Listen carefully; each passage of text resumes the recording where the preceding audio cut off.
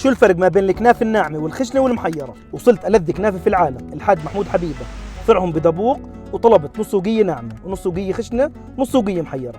وأول إشي راح نبلش بالناعمة. الكنافة الناعمة بتكون العجينة نفسها ناعمة، بنحط عليها القطر والفستق الحلبي والجبنة عندهم أصلية ومشمولة، وبنقول بسم الله ما شاء الله. الكنافة اللي متعودين عليها من سنين. ودور الكنافة الخشنة، العجينة نفسها بتكون خشنة مع السمن البلدي، عليها القطر والفستق الحلبي.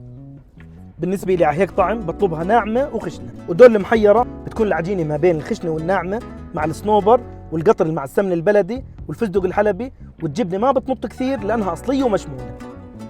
لكة الصنوبر المحمص مع زكاوة الكنافة اللي عندهم بسم الله ما شاء الله. والحاج محمود حبيبة أكيد مش بس كنافة، ما شاء الله أبدعوا بكل إشي اسمه حلو، ما شاء الله. نفسك تطلب كل إشي زاكي من عندهم. طلبت تقومبلوية، يلا نجربها. وأول إشي بدنا نبلش بالليمون، والنوع الثاني على شكل تفاح أخضر، وهيك بتكون من الداخل.